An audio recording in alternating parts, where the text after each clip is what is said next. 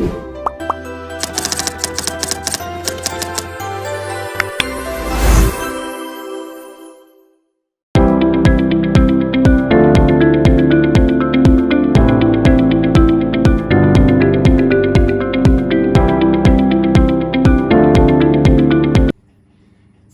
siang Hazla. Siang Ibu. Oke, selamat datang ya pada proses konseling kita pada hari ini. Kamu bisa duduk senyaman mungkin karena proses konseling ini akan berlangsung selama beberapa menit ke depan. Di sini Ibu ingin mengingatkan Hazla dan menegaskan bahwa proses konseling ini akan bersifat rahasia. Artinya, apapun yang kamu ungkapkan dan apapun yang kamu rasakan itu tidak akan diberitahukan kepada orang lain. Jadi hanya kita berdua sajalah yang mengetahui isi dari proses konseling kita pada hari ini. Nah, sebelum itu pastinya ada pun tujuan untuk kita melakukan konseling ini untuk memahami perilaku kamu yang mungkin pada saat ini menjadi kendala ya. Dan kita di sini juga bersama-sama untuk mencari alternatif solusi yang dapat diterapkan agar kamu bisa memperbaikinya. Nah, jadi Ibu mau tanya kepada Hazla, apakah Hazla siap untuk mengikuti proses konseling ini? Iya Bu, saya siap. Baik. Baik, supaya kamu merasa lebih santai, kita mulai dari hal-hal yang ringan saja ya Hazla. Kalau Ibu boleh tahu bagaimana kegiatan belajar kamu belakangan ini? Jujur sebenarnya agak berantakan sih Bu. Saya tuh sering menunda-nunda belajar Bu, apalagi kalau tugas-tugas saya tuh semuanya pada menumpuk. Baik, berarti akhir-akhir ini yang kamu rasakan itu adalah kesulitan untuk belajar ya. Berarti kamu sulit untuk mengerjakan tugas tepat waktu, begitu Hazla? Iya Bu, betul sekali. Oke, baiklah. Terima kasih ya sudah jujur. Mungkin kita akan membahas hal ini lebih dalam lagi. Jadi kamu tidak perlu menyembunyikan apapun dalam proses konseling kali ini. Baik Bu. Coba sekarang Hazla jelaskan, sejak kapan sih Hazla sering menunda-nunda belajar? Saya tuh merasa saya mulai sering nunda-nunda belajar itu Bu sejak semester lalu Bu. Kan waktu semester lalu itu tugas memang lumayan menumpuk kan Bu. Dan saya itu mudah lelah, dan saya waktu lelahnya itu saya gunakan untuk tidur, tapi malah itu jadi kebiasaan Bu. Akhirnya saya kalau ada tugas malah asik ditunda-tunda terus. Jadi awalnya kamu menunda tugas itu karena ingin beristirahat, tetapi malah menjadi kebiasaan ya Hazla untuk menunda-nunda belajar itu. Iya Bu, biasanya itu saya sering ngomong gini Bu ke diri saya sendiri, kayak nanti aja lah ngerjain tugasnya, kan masih ada waktu. Dan saya nggak sadar saya itu terlalu lama istirahatnya atau nunda-nunda belajarnya, nunda-nunda ngerjain tugasnya. Dan nanti waktu pas sudah di deadline-nya baru saya terburu-buru mengerjakannya Bu. Baik, kalau misalkan kamu mulai menunda tugas, biasanya apa sih yang sering kamu lakukan sehingga kamu menunda pekerjaan itu? Memang biasanya saya itu selalu main handphone Bu, entah itu nonton film atau main game ataupun ya scroll media sosial kan Bu. Saya merasa kalau saya kayak ngelakuin hal-hal tadi itu tuh merasa bikin saya tenang Bu, tapi tetap aja sebenarnya setelah saya main handphone atau menghabiskan waktu saya dengan nonton film seharian, setelah itu saya tetap ngerasa pusing karena saya masih tahu kalau tugas-tugas saya itu sebenarnya masih banyak gitu Bu. Jadi menunda-nunda tugas itu hanya memberikan kenyamanan sesaat ya untuk kamu. Setelah itu kamu akan merasa cemas dan tertekan karena tugas kamu belum ada yang kamu selesaikan, begitu ya Hazla? Iya betul sekali Bu. Jika Ibu boleh tahu, apakah ada waktu tertentu sehingga kamu menunda pekerjaan rumah tersebut seperti belajar tersebut Hazla, misalnya pada malam hari, siang, sore, atau bahkan pagi? Sebenarnya saya itu selalu ada niat untuk belajar kok Bu, ngerjain tugas. Kayak niat, saya berniat setelah selesai makan malam saya akan buka buku, saya akan belajar gitu. Tapi tetap aja Bu, nggak sesuai dengan niat saya dari awal. Pas setelah makan malam saya tetap buka handphone dan akhirnya saya lupa dengan niat awal saya tadi mau buka buku dan ngerjain tugas.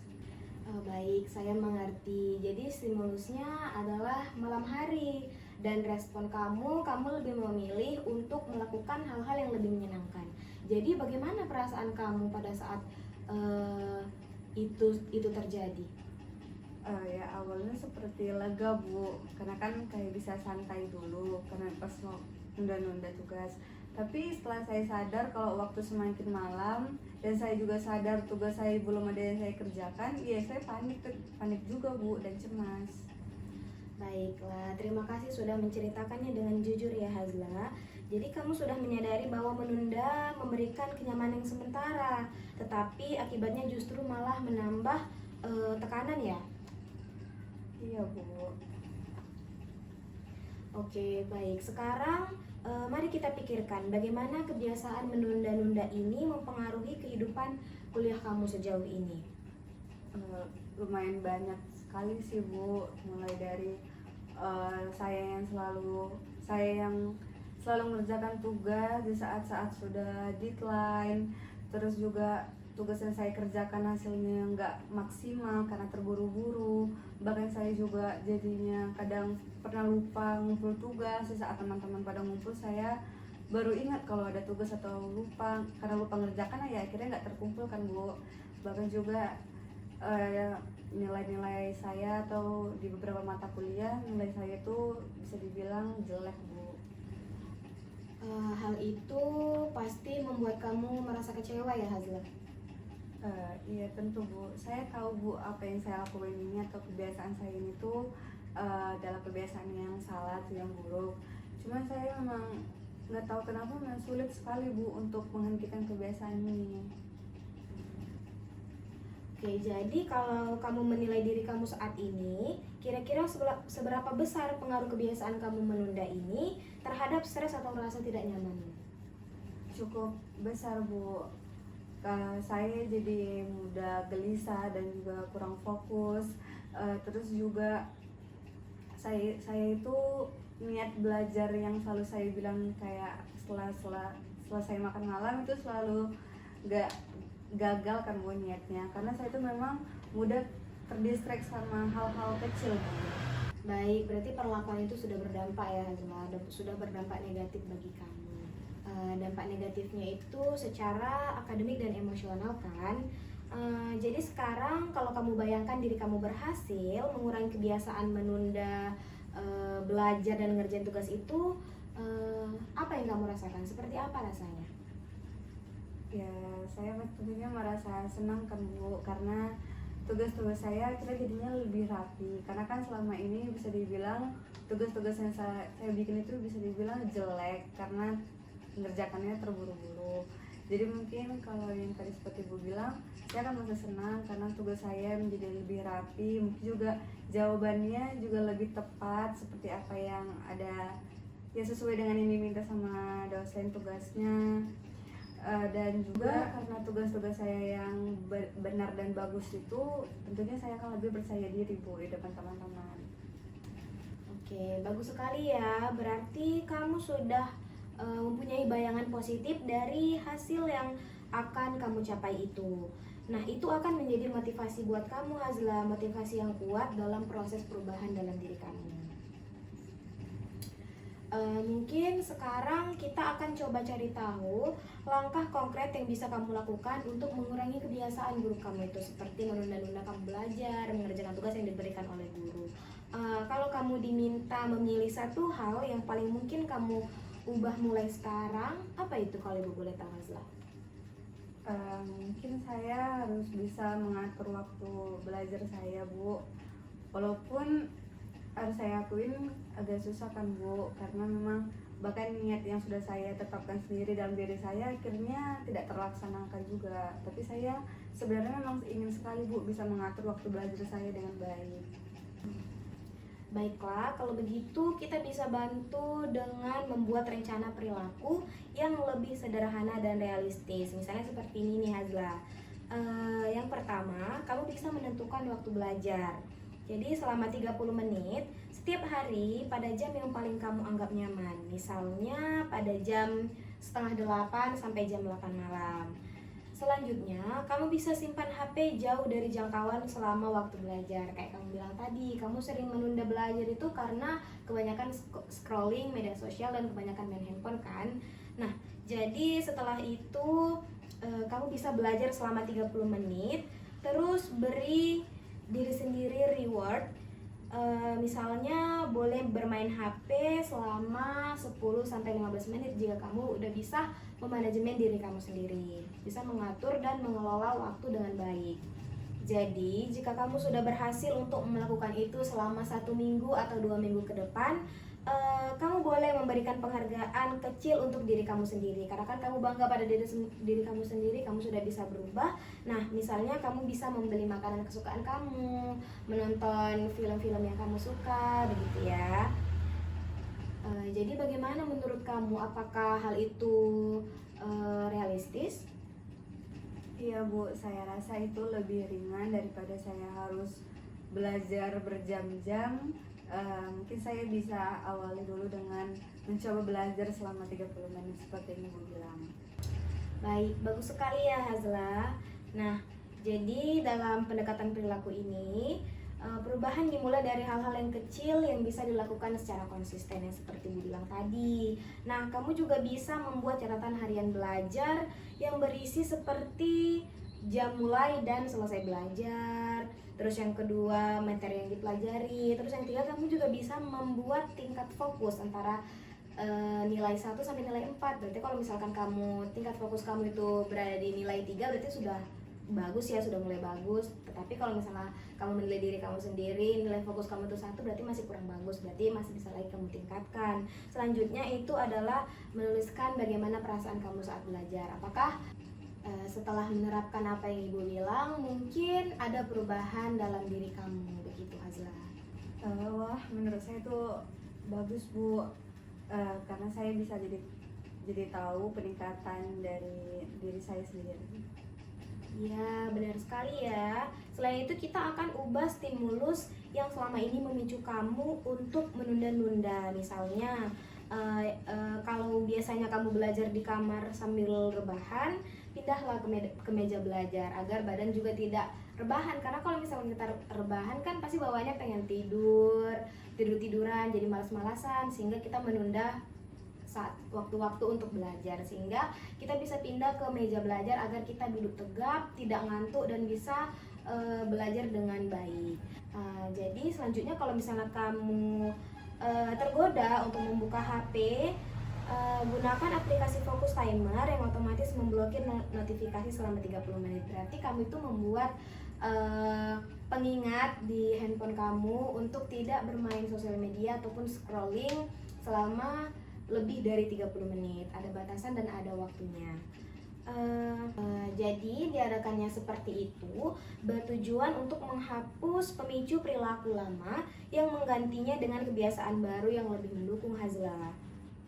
Baik Bu, saya jadi paham sekarang. Jadi maksud Ibu itu saya tidak hanya mengubah niat tapi juga mengubah lingkungan ya Bu. Ya, tepat. Benar sekali ya Hazla. Dalam pendekatan perilaku ini, kita percaya bahwa lingkungan yang punya peran besar itu dapat membentuk kebiasaan kita.